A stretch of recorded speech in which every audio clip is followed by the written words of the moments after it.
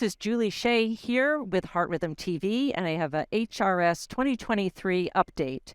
With me here today, I have Dr. Aileen Ferrick, who actually just presented the 2023 Heart Rhythm, European Heart Rhythm Society, Asia Pacific Heart Rhythm Society, and the Latin America Heart Rhythm Society Expert Consensus Statement on the practical recommendations for remote monitoring in device clinics. So welcome, Aileen. Thank you so much for joining me here today. Yes. The room, we just came off of presenting this probably about an hour ago. 2 years worth of work to get this together. The last remote monitoring document was in 2015, so 8 years ago, and people have been clamoring for an update. And there was actually a lot of crowd involvement today. I'll let you talk a little bit more about that.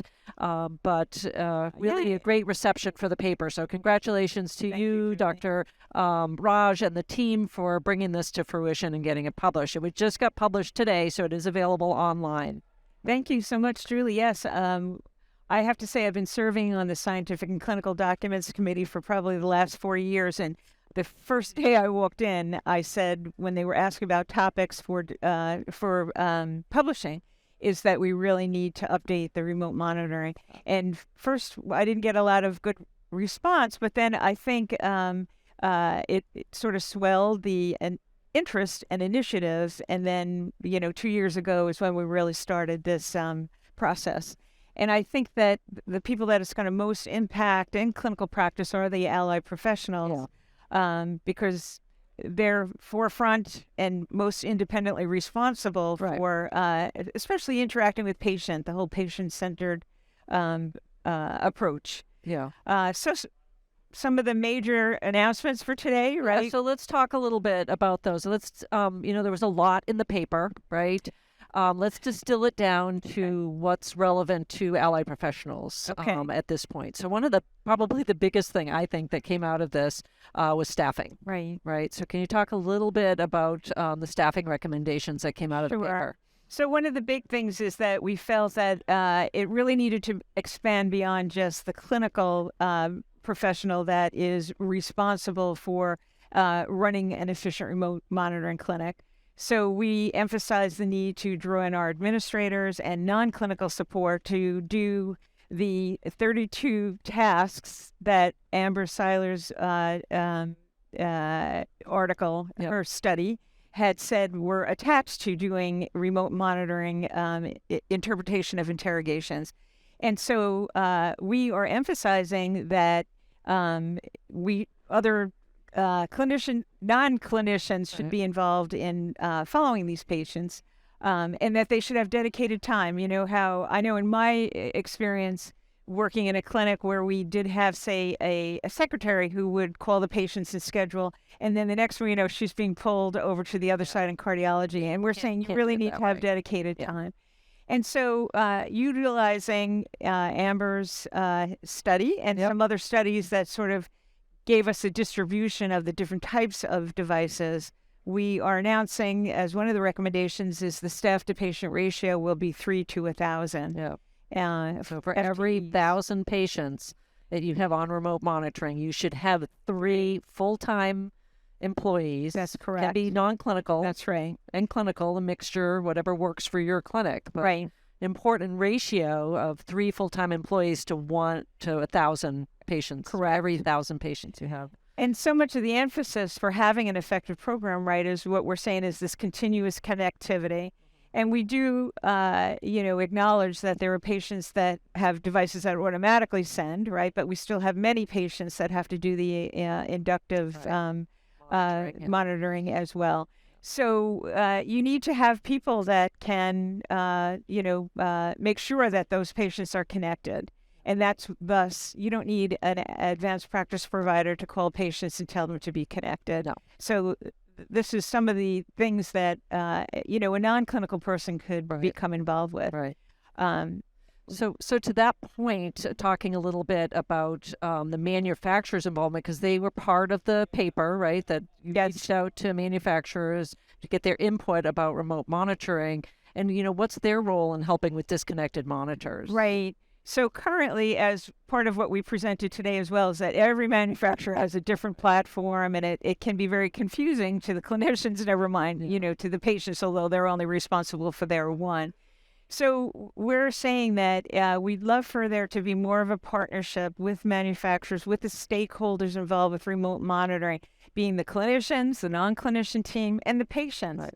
So that we're telling them what we need, that they're not just giving us new technology that they think we need. Right. So one of the things that got a big applause today was when I said it would be great if manufacturers could have more of an involvement in being able to notify the patient somehow in their equipment that they are disconnected, and perhaps have a hotline or something that the patients could call someone, dealing with their specific transmitter, and be able to instruct them on how to reconnect.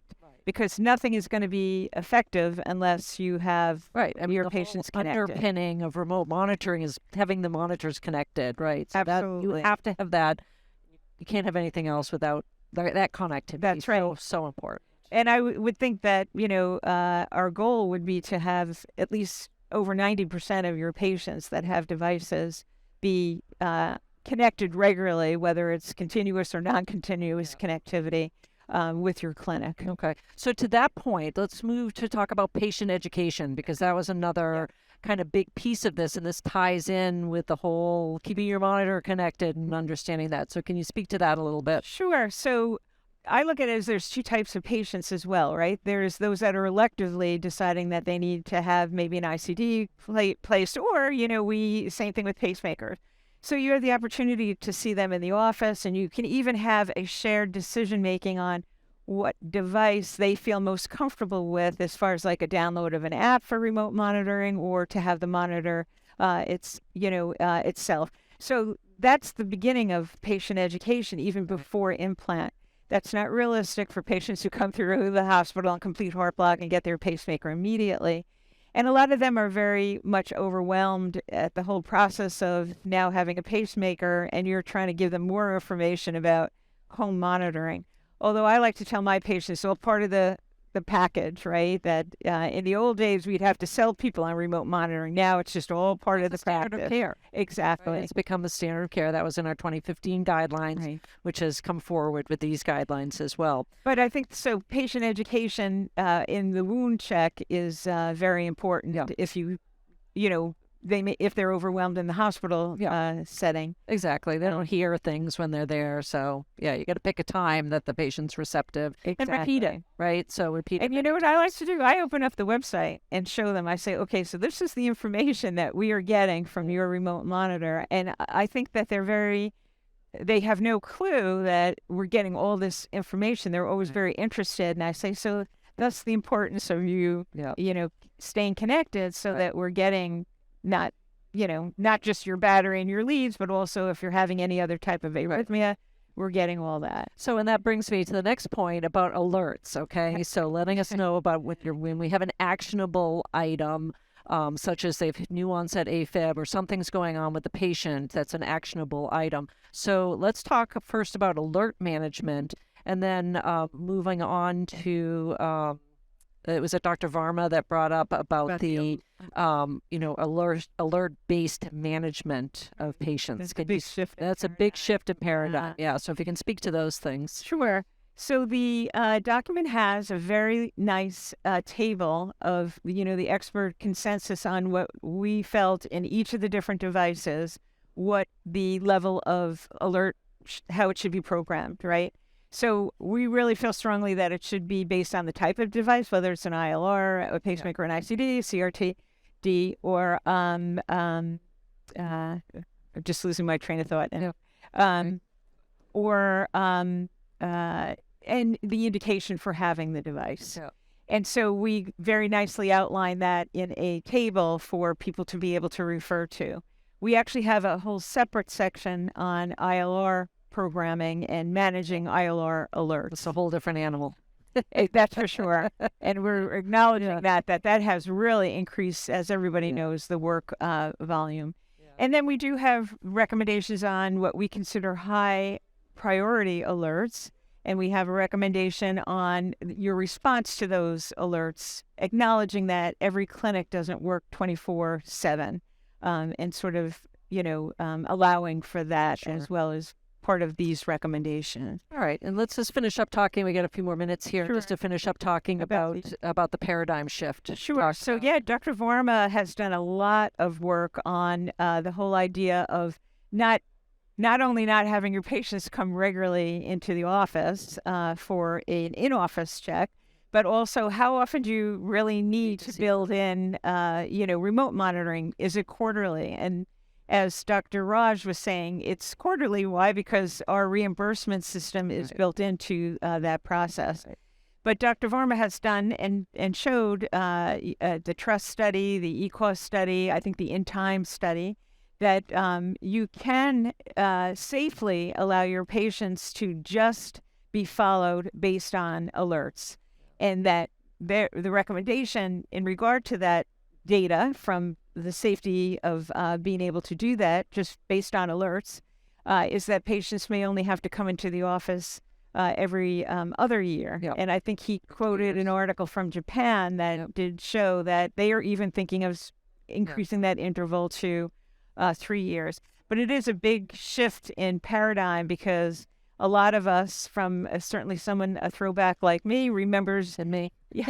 how you and he said this today, you had to have them come in every 3 months because you couldn't automatically check Right. thresholds. The device just didn't have those algorithms. Yeah. So, So, all right. yep, but it will be a big change. Yeah, it's gonna result in a lot of shift in focus over the next couple of years. So, Aileen, thank you so much for joining me here today to kind of go over the AP perspective on this paper. I'm very excited to see what kind of fleshes out over the next year or two with this. So thank you for joining me. Congratulations to your team on the publication. Thank you very much. Thank you, Julie. And I encourage everybody to look at the document, but also the educational derivatives that will be associated with that will be very helpful to you in your remote clinic. Great. All right. This is Julie Shea with Heart Rhythm TV. Please subscribe to our YouTube channel.